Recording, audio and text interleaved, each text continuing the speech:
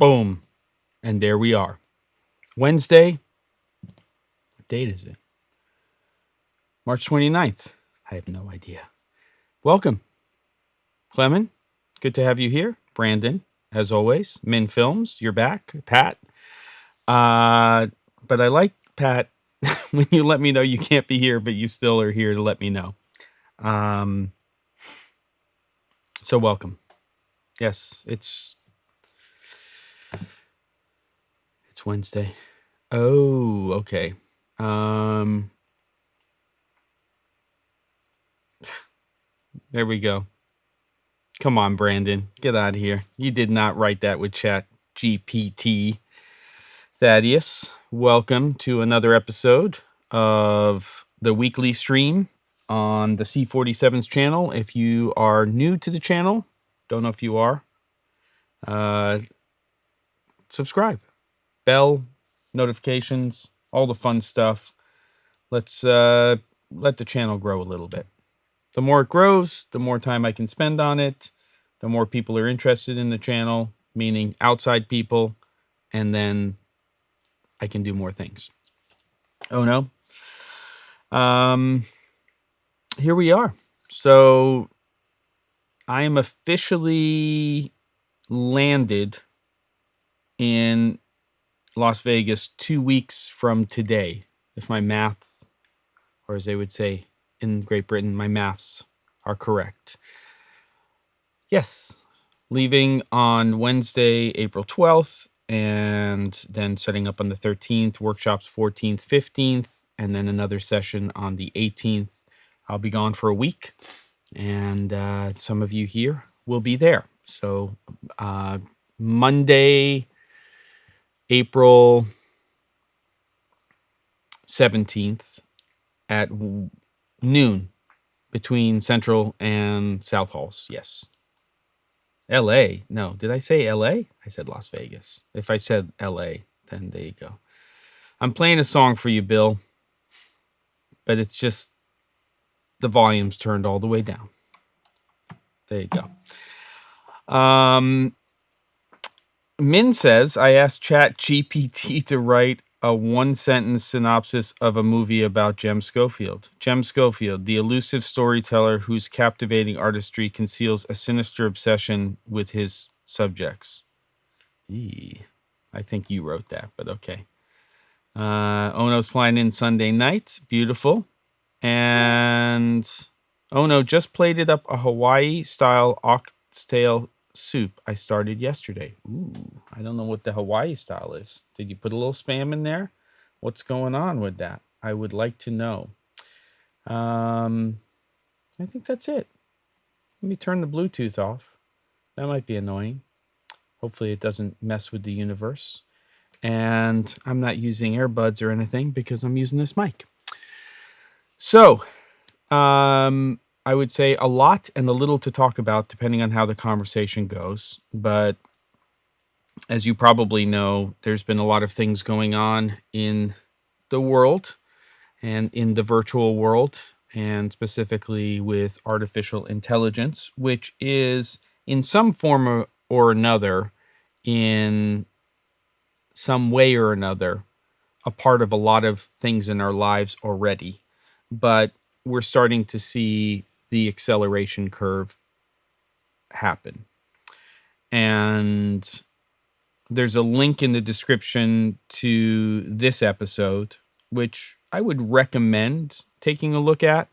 It's not specific to our industry, video production, filmmaking, so on and so forth, but it is a talk to, in theory, industry leaders in tech by the two people who are behind the film The Social Dilemma. If you have Netflix, I would suggest watching it. What's interesting about that film is it talks about social media and its impact on, I would say, mankind for the most part. Obviously, it doesn't touch everybody in the world, but anybody who has access to modern technology and things like that. But it's really a postscript. It's almost a post-mortem to where social media has taken us. Whereas the AI dilemma is about a conversation before it all goes to crap. So I don't know. But let's get back to the food for a minute, and then we'll get back into that. No spam. I was joking about that. Just oxtail, ginger, orange peel, salt, peanuts, ginger, kai choy. What's kai choy? I like bok choy, but I don't know what kai choy is. Cilantro and green onion, or as I like to say, coriander and green onion. Obviously here, or not obviously, in the States, if you're overseas, generally we call coriander the dry form, and cilantro would be the fresh form. Whereas in Great Britain, it would be coriander across the boards. Kai choy is Chinese mustard green. Sounds delicious. Do they have a peppery taste to them too? I'm interested to know. We're really going to be all over the place today. Let me know what you've been working on. If you have a particular question or a comment that you'd like to make as part of the conversation, and at the C47 would be very helpful right at the beginning of your comment or your whatever. Yeah.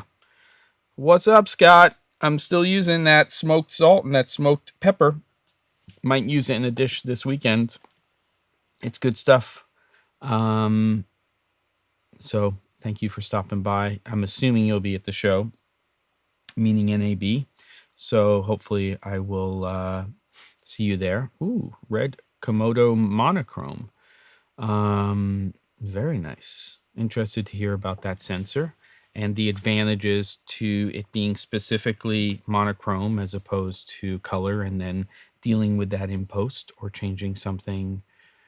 You know how to reach me, Scott. You got the deets, as they say. Brandon says, I've been using Topaz software. I have too, and some stuff for noise reduction and sharpening in video and stills. Absolutely 100 worth the price. Excited to see how good this stuff gets. Yes, this is where the advantage to these tools come into play. It's the other stuff that scares the shit out of me. So there you go. Scott, I get in, but we'll be busy through Saturday, and then sort of starting Saturday night, and a lot more available after the workshops are done. Hey, David, good to have you here. So let's just, well, you know what? I'll do a little detour, and then we'll start talking about the AI stuff. So one of the things that I've been working on that I thought I'd just at least give you a little sneak peek on, and we'll probably start getting integrated into, or sneak peek number 2, start getting integrated into some of my education and the things I'm doing. It'll for sure be part of what I do at NAB. And here's the disadvantage of me turning off my Bluetooth. And I just did an Ecamm Live update as well, and it's supposed to handle something with color and the ATEM Mini. And I've noticed there's been some situations with that as well. But I haven't installed it. I basically downloaded it. It just gave me a prompt. I now have my mouse going here. I think it's live. So I'll share my screen. Yes, we're going to talk about the challenge today. In fact, instead of last week's, what do you call it? Approach or order, we're going to talk about the challenge before we start talking about AI. So there we go. So let's take a look at this. This is sort of a part 2 of what I've been working on. So I'm going to share my screen so you can kind of get a sense of what I've been doing. And this is, if you're not familiar with it, an app by a company called Elixir. They're based in Germany. The name of the product is set.a.light.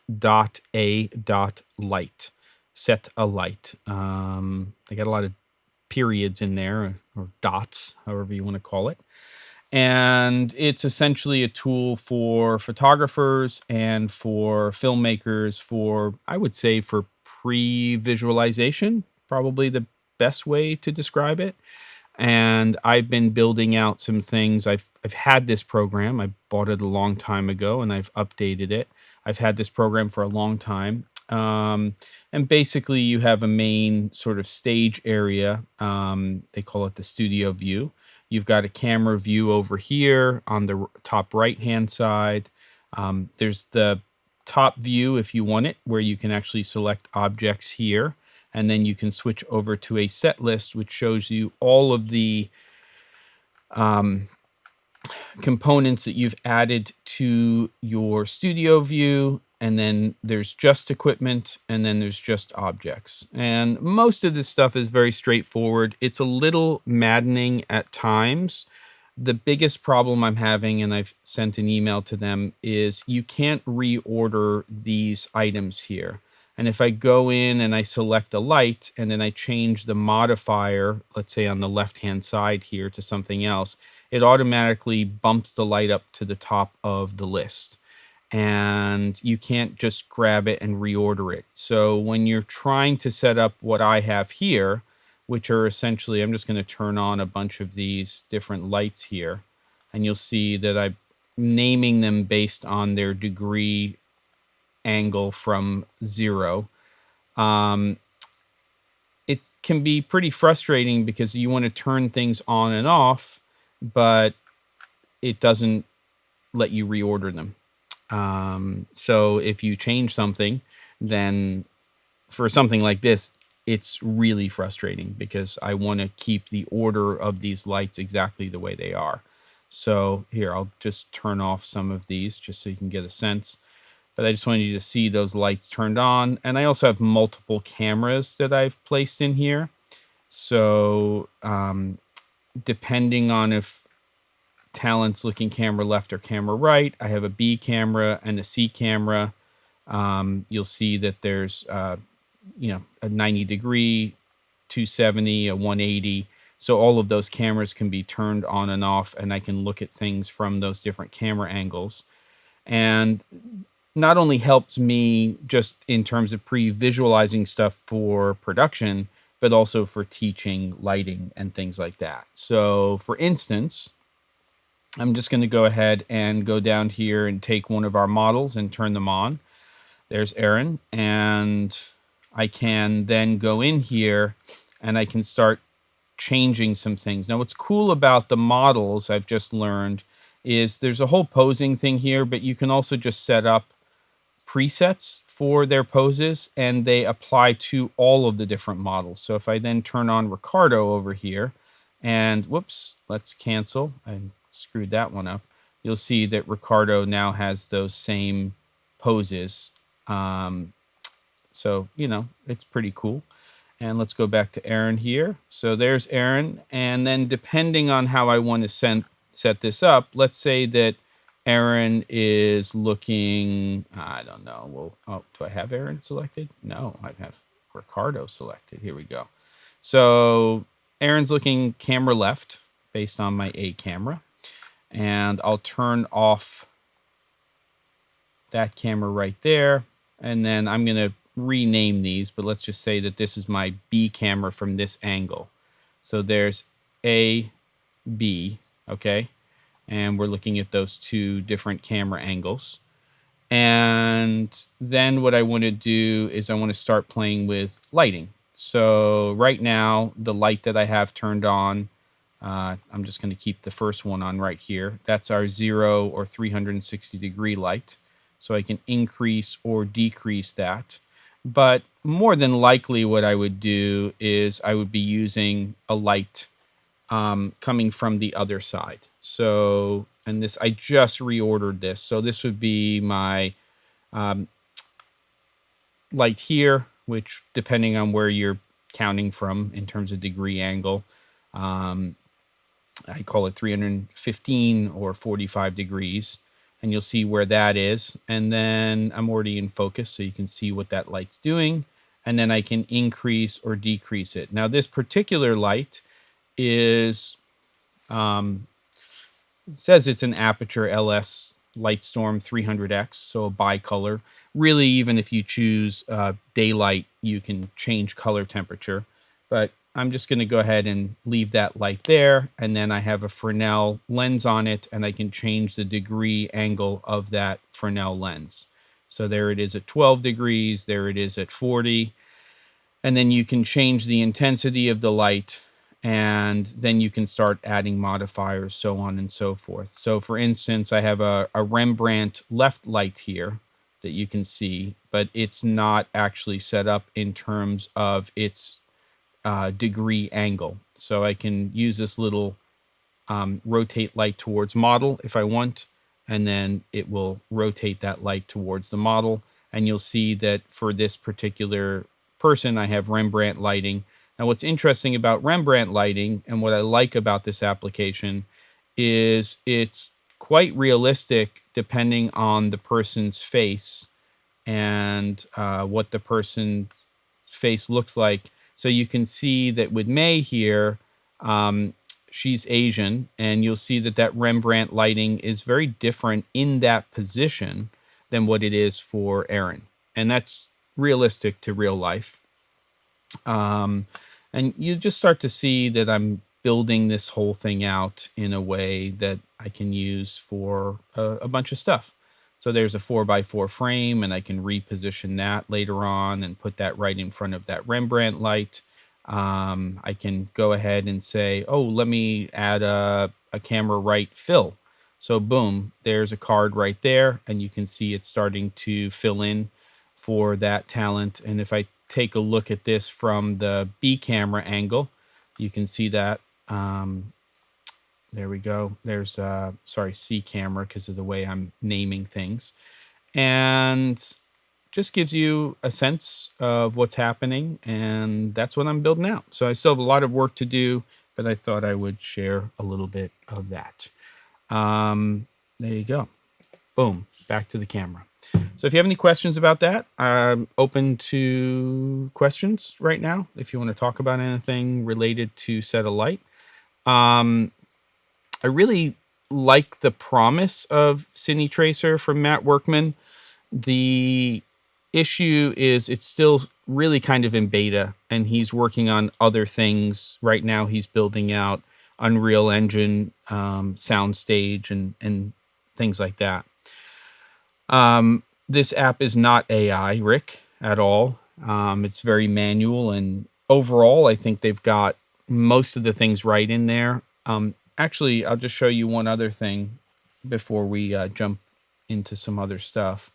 So here, I'll share one more time, and let me just get my stuff over here. So if I just go ahead and turn on some other stuff, for instance, I have a camera left background light. So I turn that on and increase that.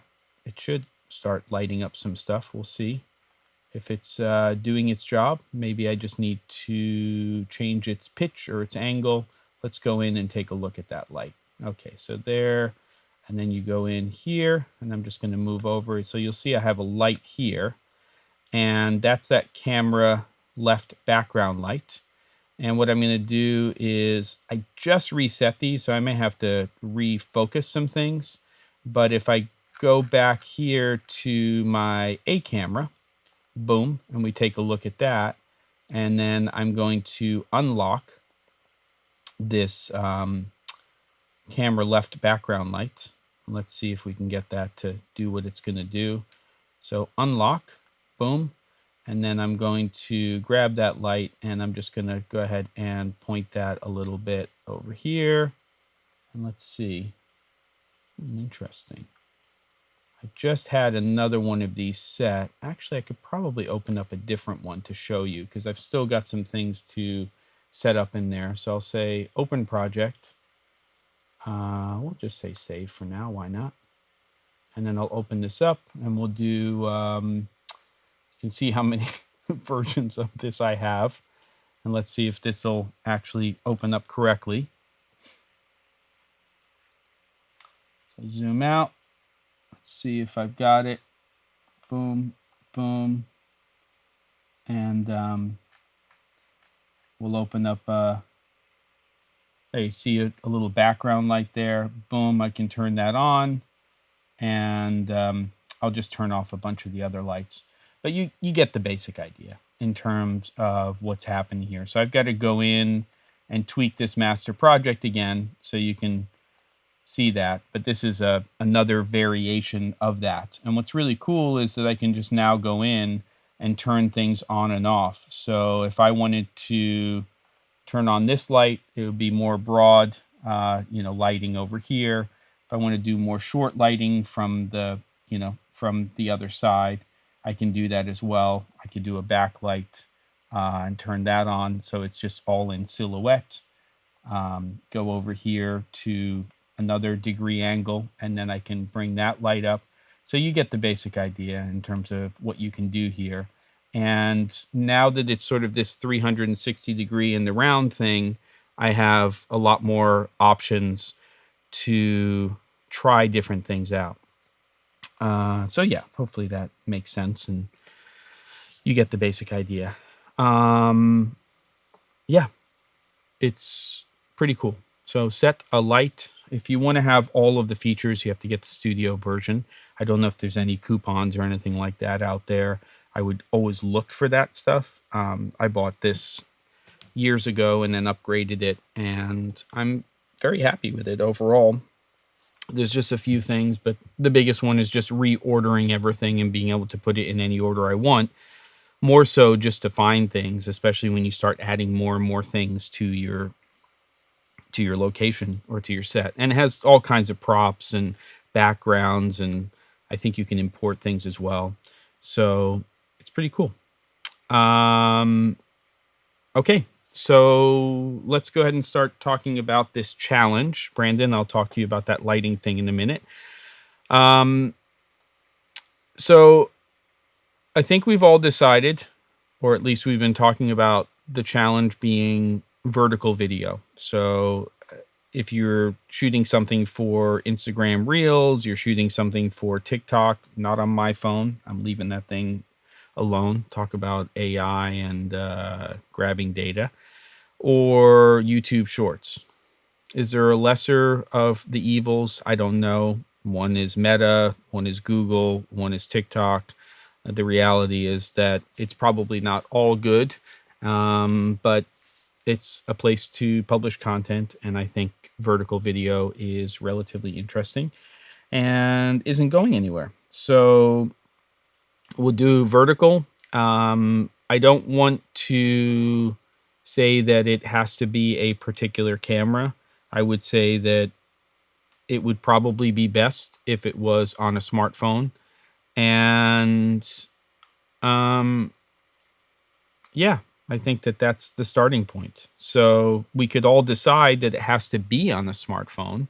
People will have varying degrees of, Android or iOS devices, and that might have an effect on the quality of their camera that they're using, so on and so forth. But I'm happy for this too. Yeah, let's just do it all on Alexa LF. I'm happy for it to be just smartphones, and we just say it's only smartphones, and then the rest of it is just creativity and what we decide to do.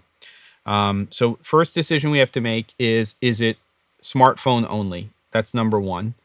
Number two is the length of the video. I'm leaning towards 30 to 60 seconds in total length for the video. And then we have to decide if it's a unified topic, as opposed to just looking like when people shoot a short, that anything goes. So let's start with camera. Do we want to say that the camera is smartphone only? Show of hands. This is the advantage you get if you're here. You get to give me your input. So in the chat, in the comments, just say smartphone only or any camera. That's what I'm interested in. Smartphone only or any camera for the challenge. And it's vertical video. So you've got to keep that in mind. Certain cameras that are not smartphones and certain NLEs, and the combination of those two sometimes make post a little bit more of a pain in the ass, but maybe not. Anycam. So we've got 2 Anycams, 3 Anycams. Fair enough. I might lean towards just doing it on a smartphone, just because I feel like that's what the majority of people out there who are not creating content all the time are. But it seems pretty universal so far, Anycam with 1 flip phone. And that's, you might as well just go get the Fisher Price Pixel thing if you're going to shoot on a flip phone. I did used to have a phone a long time ago. I don't even know what the OS was, but it was one of the first phones that actually would support video. Very, very, very bad quality. Okay, so it looks like we're doing any camera. Are we in agreement that it's 60 seconds or less? We'll do 60 or less in the comments, or any length. Any length is a little tricky. I might veto. I might take my presidential powers and veto it, but I'd like to see how people are thinking about this. So do we do any length, or do we do 60 or less? Let's do it. Come on. Throw it out there. Type, you 11, 10 people. Jeez, or whatever it says up there. 60 seconds or less, 60 less. I see the trend.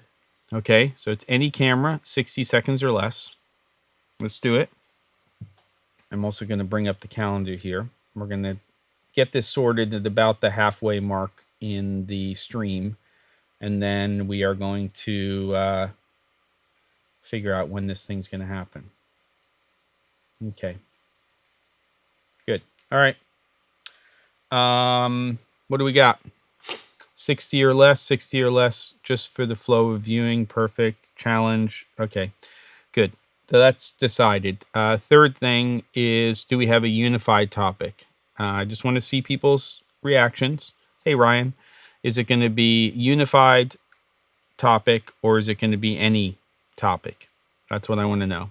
So any camera, 60 seconds or less, any topic, or same topic, essentially. I'd like to know what the feelings are regarding that. And what's killing me about those background lights, by the way, is on that thing I showed you earlier, is that the degree angle and everything is copied over from the other one. So I'll have to figure that out. You could do that, Rick. I don't think it's going to be on this show, but you could do it. Same topic. Good. Now we got, okay, good. All right. Oh, Min says uni, like a uni coda, like a pizza oven, or any. I'd like to know what's going on over here. Let me get rid of let's save the good old stuff over there. Same topic, uni topic. Everyone does the same recipe. Okay, same recipe. Now we're getting back to the food thing. Got it. Okay. Maybe not the same recipe, maybe the same dish is I'm thinking. So we say it's a particular type of thing. I also don't know if it makes sense for us to get into actual heat-based preparation, meaning cooking the actual ingredients. So maybe we come up with something like recently I did something where we did a hummus recipe. So, that obviously it requires equipment, but it doesn't require actual heat and cooking on the stove, so on and so forth. That may or may not be easy for certain people to do, and slight disadvantage for certain people, depending on how the kitchen they have access to is configured. So thinking about that. Rick throws out coffee that feeds into somebody who's here on the stream very oftentimes. But I would really like to, figure this out. Martini. I don't know if it's going to be drinks. Must use a mannequin. Weird. Tracking with you. That Japanese umu rice would be very challenging. Oh, well, I'm sure. Omu rice. I'm sure it would be. Is that what you meant? Okay. Miniature sandwiches like tiny furniture. Wow. Okay. Coffee. What are we? Peter McKinnon? Wow. Okay. I don't know if that was I don't know how to process that. I'm tracking, but there you go. All right. Let's focus here. Let's focus. So it's going to be a single dish. Somebody needs to come in here, or otherwise I'm swooping in, and let's get some focus here. Do we do a cooked dish or a non-cooked dish? That doesn't mean you can't use a blender or a mixer or things like that. But I want to know if we're really going down the cooking route, or are we going to do something that is more of an appetizer, blah, blah, blah. Oh, God, Rick. Must be promotional pertaining to food. Thank you, Brendan. That's focus. I like that. So does it have a little bit of a quote-unquote educational focus to it? So meaning that it has to teach you something uncooked, Min says. Okay, I'm down with that. Must be promotional pertaining to food. So there's something about it that catches your attention. Cooked dish brings audio into the equation for good or bad. Yeah, that's true. I think that ASMR and sort of, nat sound can come into play also when you're doing something that is uncooked. I've seen a lot of recipes like that. So we'll say can show preparation but focused on final presentation. Nice. Okay, so that the last shot basically is the finished dish. I'm going to say this. I'm going to say that, and I want everybody's feedback on this. I think that the first shot and the last shot should be the same shot. And part of the challenge is to make sure that it's essentially, you don't have to play it on a loop, but essentially it could work as a looped video that's 60 seconds or less. So I think it's show final dish, preparation, final dish, starts over again. It's essentially a big loop. You get the picture. You've watched many of these, I'm sure.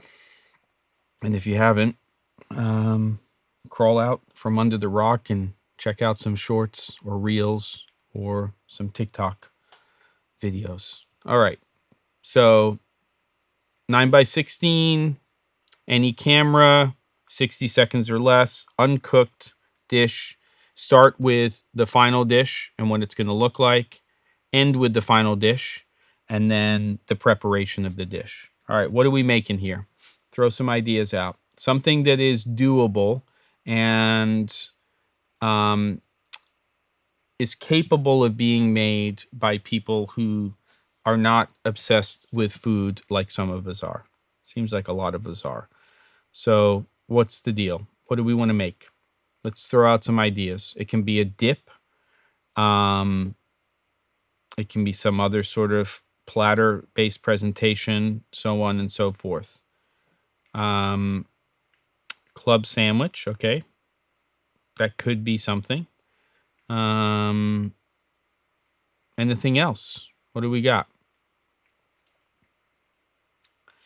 That aids to view, retention, and common for popular advert shorts. Yep, good. All right, so I think we've established. I'm going to reinforce, and then we're going to get on to our next conversation. So it's any camera, 60 seconds or less, food-related, uncooked food. Start with a final dish, end with the final dish. So that's first and last shot. And then we need to decide what it is that we're making. And then we'll put a date on this thing, and we'll be done. Okay? Unique deviled eggs. Deviled eggs is actually a pretty interesting one.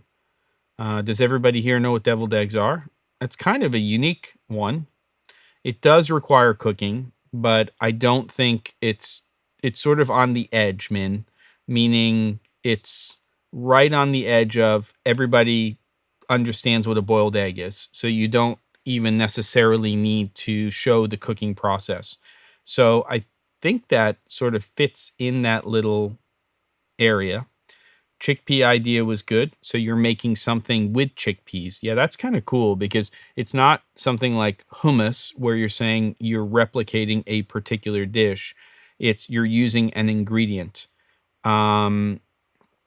I think it needs to be, Brandon, a little more focused than just any food-related thing. But I think if we say our main ingredient is this, then if we say it's chickpeas slash garbanzo beans, it's a dish that we're all making. That in itself would create variety. So I can buy the deviled eggs, and I can buy something that is made with chickpeas. Because then there's a little bit more, not only from a production standpoint, but there's also a little bit more creativity that can get injected into it. So, okay, so I'm going to throw it out here. We're going to do either a boiled egg dish. The deviled eggs one sort of puts it into a little bit of a more specific. We can do something that's made with chickpeas, garbanzo beans, and then salsa is the third recommendation. So, though, if I were making a salsa from scratch, I would definitely be roasting tomatoes and peppers and things like that. So, Rick, this isn't about. It's not like this is a food challenge for a video. It's not. We're not cooking for you, Rick. Come on. And Brandon, you better put some slow-mo fire shots in there, or I'm going to be sorely disappointed, even if it's just fake stuff with a light. All right.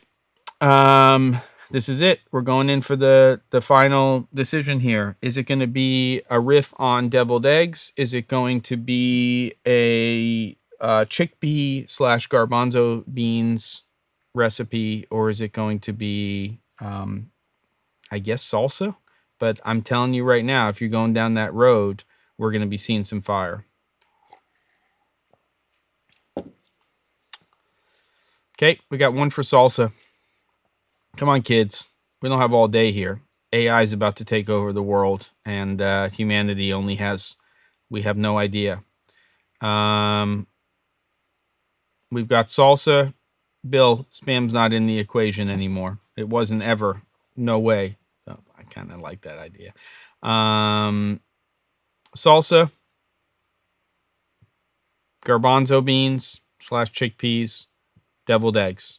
Okay, I've got one egg. I got one salsa. It should be totally unique deviled egg, just like anything inside, just not traditional mayo, like caviar inside an egg. Is that really a deviled egg, though? I think you got to use the yolk. All right, we're getting, or a miniature sandwich instead of an egg. Salsa or eggs. I will defer and then rise to the challenge. Deviled eggs. Chris, you're here. Me too. Welcome. What's it going to be, Chris? Are we doing deviled eggs? Salsa? I'm not seeing a lot of chickpeas. Okay. Eggs, please. Miniature sandwich inside of an egg. Unbelievable. I think we're talking about an actual deviled egg, though we could just talk about an egg. Eggs, salsa. Eggs, please.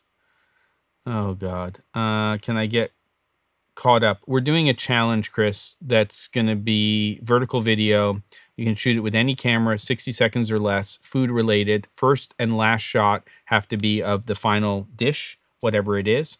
And Brandon, that's the vote. So what is it? Brandon, you gotta tell me. That's a vote. It kind of is a vote. Salsa, exclamation point, question mark. Now we're eggs, not. We're never going to get to the AI conversation. This is unbelievable. I guess because we were supposed to get this done. Brandon, I need you to just scroll back and let's do a count here. If anybody wants to put in, let's do brand new votes right now. I want everybody to put in eggs or salsa. That's it. We're not getting a lot of traction on this garbanzo beans. So is it eggs or salsa? Brandon, you're in charge. Okay. Wow. Might be a tiebreaker here.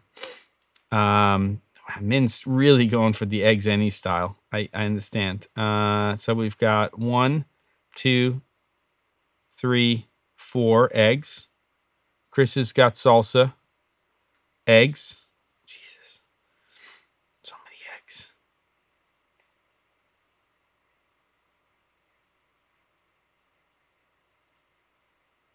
Okay.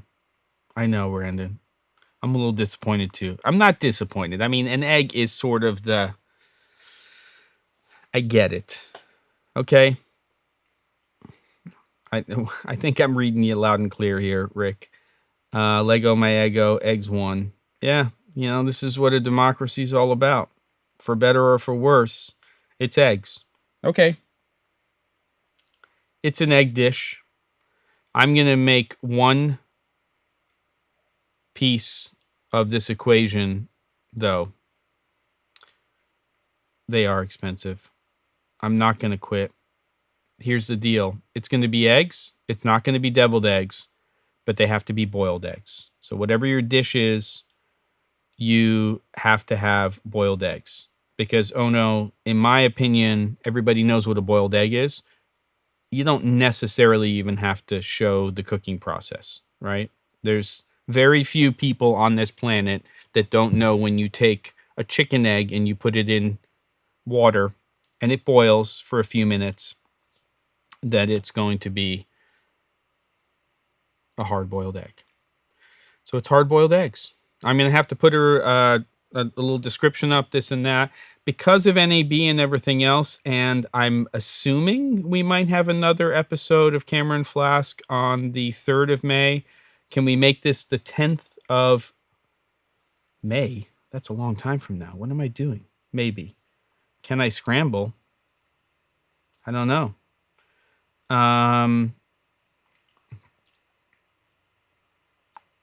Yep. Hard-boiled. Oh no. Oh my God. Now you want to be fancy and you want to show your perfectly cooked soft-boiled egg and all of that stuff. May 10th. That's it. You got to have some barriers here, and then you can get creative. So what happens with those hard-boiled eggs is really up to you. I would say, like cooking competition shows, you should make the egg the star of the dish, but I don't know if that's really that important on this. But you know what? Let's make the egg the star of the dish somehow. Something about it, right? All right, good. I am purposely ignoring some of the conversation over there. So there you go. Wednesday, May 10th. Let me make a note of it here. Here we go. It's going to be the excellent challenge. I don't know how we wound up with eggs, but here we are. This is the way it goes.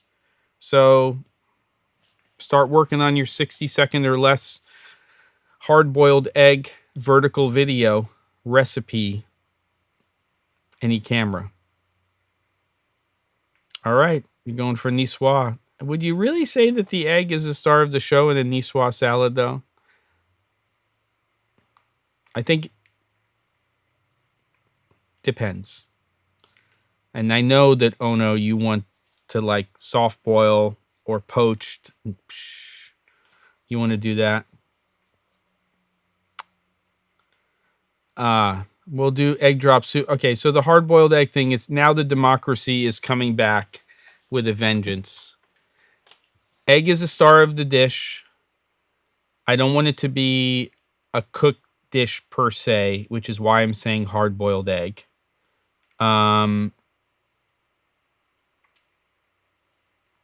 It's getting messed up now. I'm about to go deviled egg. Well, so do I like the texture of a softer boiled egg. And poached eggs, to me, are the perfect egg in many ways. Not that I don't like a soft scramble, not that I don't like a great omelet, not that I don't like fried eggs. I do. If I go to a diner, it's almost always over easy, over medium.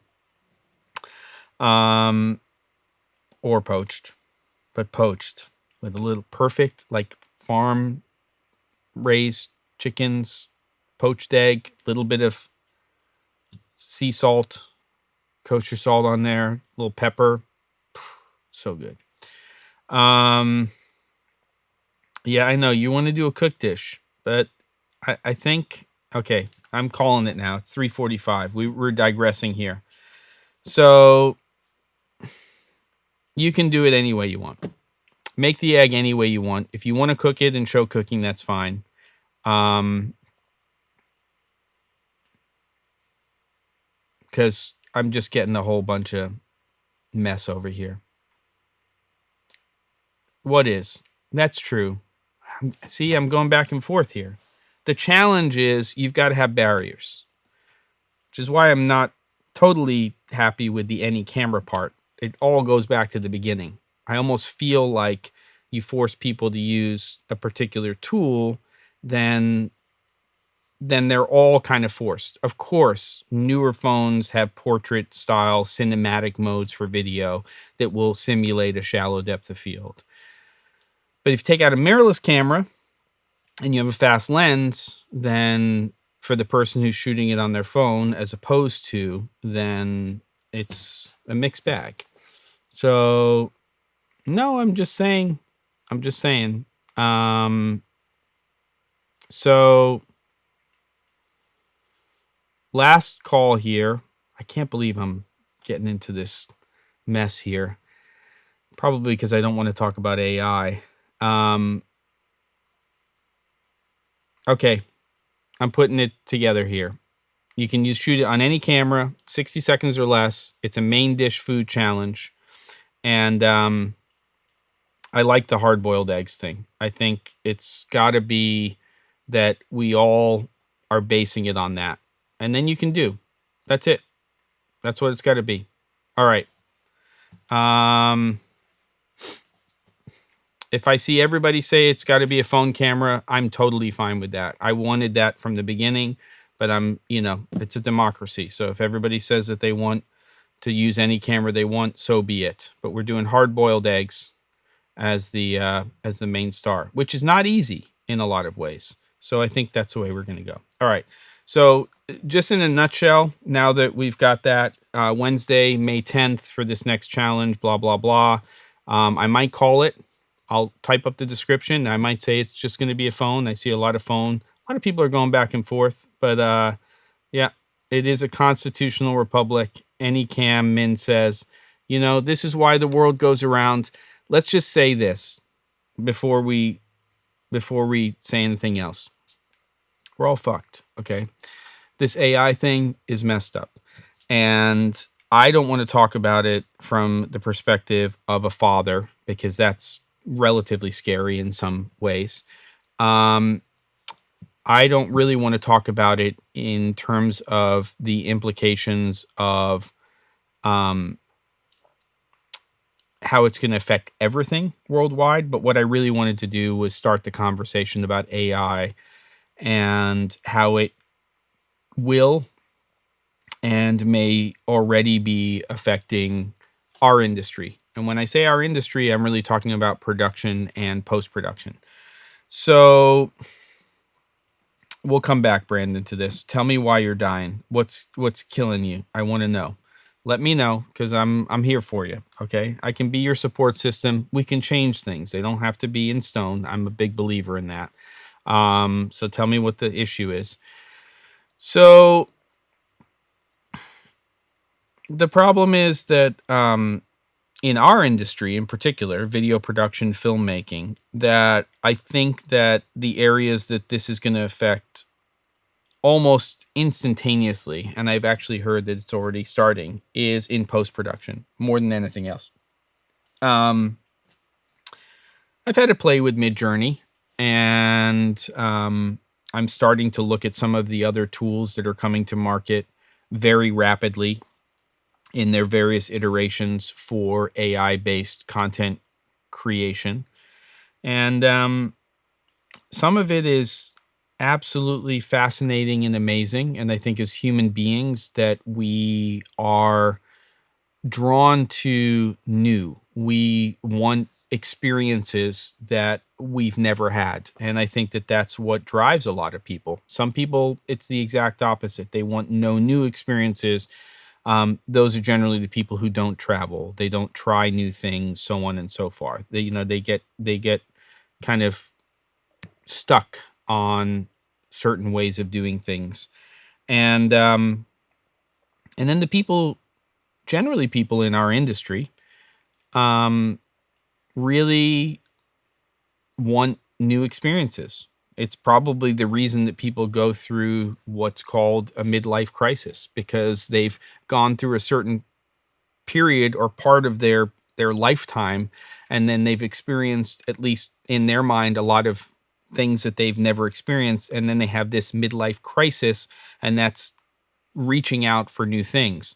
So when we look at something like AI, it's incredibly exciting in some ways, but it's going to happen so quickly, and it's going to happen in a way that that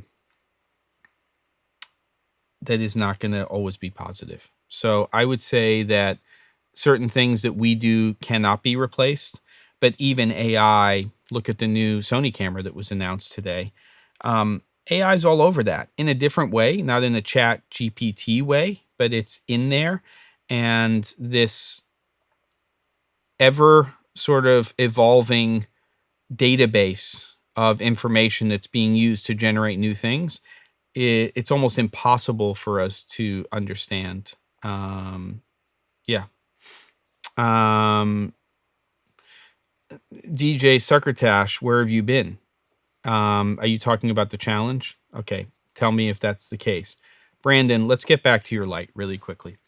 So the reason that we're drawn to, and you're drawn to those old, airy, quartz halogen, tungsten lights, is because they have full color spectrum. So you put a new bulb into, a 300, a 650, a 1K airy light, or a Lowell, or whatever it's going to be. And when that light is struck and it starts to burn, it's burning at full color spectrum. So it tends to play nice with lots of different cameras because of that.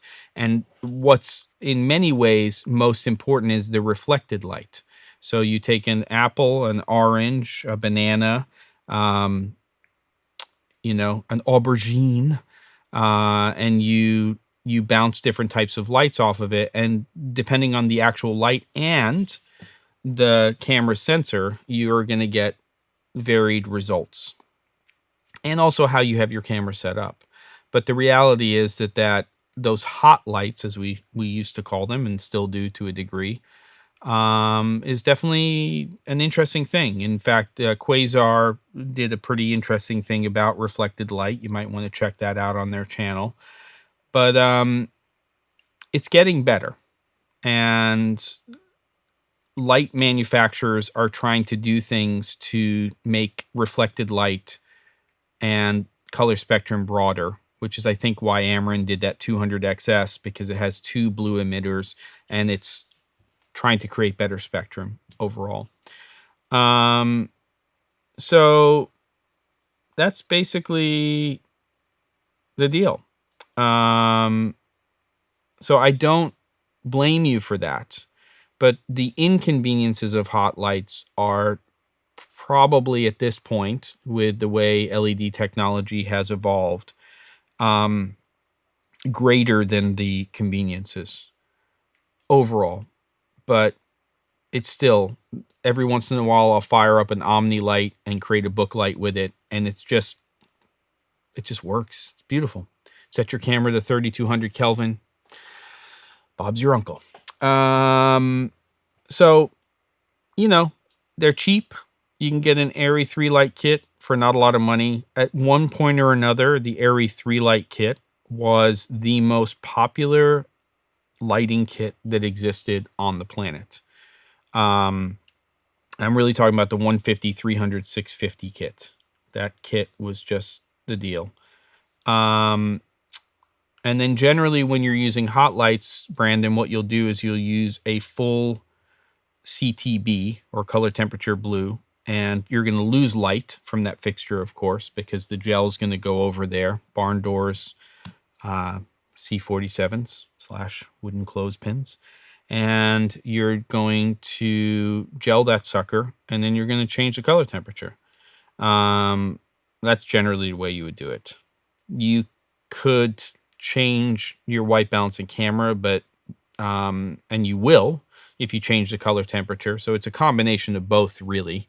Is what you'll do is you'll say, oh, I've got tungsten, meaning we call it tungsten light, but it's really a Kelvin temperature of around 3200 Kelvin. And that color temperature, obviously, and your camera's color temperature could or could not match depending on what kind of look you're trying to capture in camera. If you then CTB it, color temperature blue, and you use a full CTB, it'll take you from about 3200 to about 5600 Kelvin.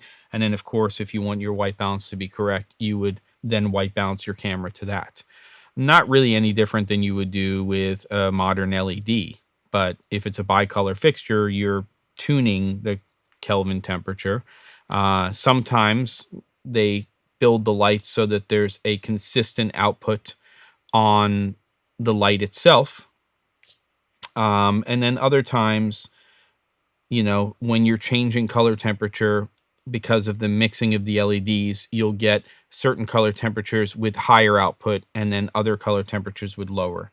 This is especially true when you have certain lights now that started around 2700 Kelvin, generally lower output. You get up to about 32 to 56. That's sort of your consistent range. And then you go above 56 and you start to see a lowering of light output. And part of that's because you're mixing these LEDs and so on and so forth. And there you go. Man, I still can remember the day our studio folk realized that if they changed to daylight color temperature background, LED monitors would balance way better. Next day, every 2K scoop fixture was gelled up CTB. Yeah, great point, DJ Succotash. I mean, we have the same considerations in production now. For instance, unless you take a smartphone and you switch it over to that night mode or, that warmer color temperature, usually most of the devices that we're looking at in terms of monitor output is somewhere between 5600 and 6500 Kelvin.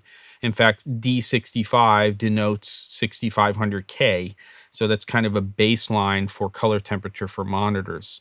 So generally, when you're shooting things, unless you go into the device and change it, or the device is set up to automatically change the color temperature based on the ambient light, you're primarily thinking in more of a daylight color temperature for things like smartphones and computer monitors and for tablets and stuff like that. I don't know why I'm doing it this way. It's just because I'm looking at the monitor over there. And you'd be better off actually setting your cameras to a daylight color temperature and shooting that way. And then, of course, lighting with lights in that general color temperature so that things appear the way we would see them with our eyes. Because we can white balance instantly, but cameras, you got to tell them what to do until, well, you can do auto white balance, but that's still a mess. And that's where AI might help us even more as we go forward. It's going to get better and better in terms of camera technology and things like that. So hopefully that answered your question, Brandon. DJ Succotash, just to do a recap, Wednesday, May 10th, we're doing a food challenge. It's relatively based on the democracy, kind of tunneled and within a box. It's any camera you like, though I would prefer to be smartphone cameras personally. It's going to be food related, a main dish, and the 60 seconds or less first and last frame are the same in terms of the final dish that you're making. And we're thinking eggs, and specifically hard-boiled eggs. That's where we had three choices. We had eggs. Somebody had recommended deviled eggs. I think Min Films did. We had chickpea / garbanzo beans. And then we also had, as our third option, salsa. We decided that uncooked would be the best way to go, but hard-boiled eggs sort of kind of sneak in there because everybody knows how to make a hard-boiled egg, and you don't necessarily need to show the cooking process there. You can just show hard-boiled eggs and then make a dish from them. So, I don't know. That's what we got. If people really feel strongly about it and you want to continue the conversation before I post this in the next couple of days, it's contact@thec47.com, and you can just send me an email and let me know. But that's the basic thing. Yes, I did a hummus recently as well, so I understand. That's the basic deal. Anybody have any comments? I think we should continue this AI conversation. It's a little bit depressing, but I think it's definitely something that we should be talking about. What really needs to happen is the tech companies need to really either put on the brakes for a little while, or they need to talk about how to be responsible about this, because it's going to be a mess. There you go. What do we got? Any other comments? Let's go. I got a couple more minutes, and then I'm going to get back to building out this whole project inside of Set a Light, so I can get that checked off the list. And then I've got a whole bunch of other stuff that I need to do in the next 2 weeks to get ready for NAB, and some other production I have coming up. In fact, one remote production tomorrow. Still really digging these little Molus lights from Zhiyun, the little G60 and the X100, doing some additional setups with those. And if you've never checked out this thing, this is the Anker 737 battery. This thing is a beast. I love this thing. This thing is ridiculously good. So this is going to travel with me to NAB and be in the workshops and stuff like that. What else we got, kids? Any other comments before we sign off for the day? Maybe we'll do the continuation of the AI thing next week. The AI thing, I don't know what folks have discussed thus far, but there was a very nice point Cullen Kelly expressed recently, pointing out that the kernel idea of any AI generated anything is, I don't know, rooted in a concept founded by people or a person. So it's not like a truly new thing is taking place. Yeah, I think that the real problem with AI is, A, it's very exciting, but B, we don't know how fast it's going to evolve. And I think that the conversation is, A, how does it affect what we do for a living? And then B, how does it affect humanity? The second part, the latter part, is the scarier part, because there are, again, watch that video if you're interested, in the description, the AI dilemma made by the same people who did Social Dilemma. And the problem is that even the people who are creating AI don't really know how advanced it can become and how quickly that can happen. There's an example in there of AI being told to just focus on English, and then I think it was at the 6-month mark, it was speaking another, or focusing on another language of its own choice. Weird to say things like that outside of science fiction. So I haven't done any tests on how long you can power the 100 off of this battery. I should probably do that. I can't remember what the overall watt hours are, but I think you can run it for close to an hour on that battery.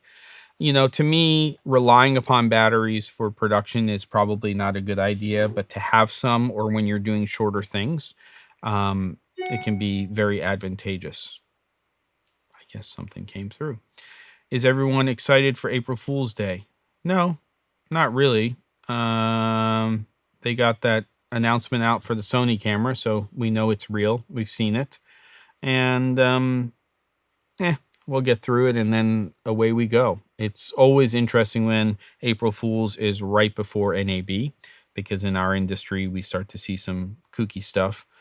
If it shows up tomorrow through the weekend, grain of salt maybe. And then next week we'll be back to normal and we'll have an idea. I think that Tamron lenses are decent. I haven't used a lot of them. Sigma is making some great lenses, as everybody knows. That 18 to 35 is a rock star. Nothing wrong with that sucker. A little clinical, I would say. Little bit, but not crazy clinical. So there you go. $22 for the Sony ZV-E1. I did that for the Z crowd. And when you say real, do you mean that's a good price? I mean, in a lot of ways, it's an FX3 with potentially overheating problems. But other than that, it's a tremendous amount of camera for the money because it's a full frame. It actually has technology in it that doesn't exist upstream in Sony cameras. I'm hoping that they put that in to those other cameras with firmware updates. The community is already pretty loud about that, vocal about that. To me, it's a really interesting camera, but if I were if I geographically was in an environment that was warm most of the year, then it wouldn't be the camera I'd be looking at. If I was doing longer form production, it's not the camera I'd be looking at.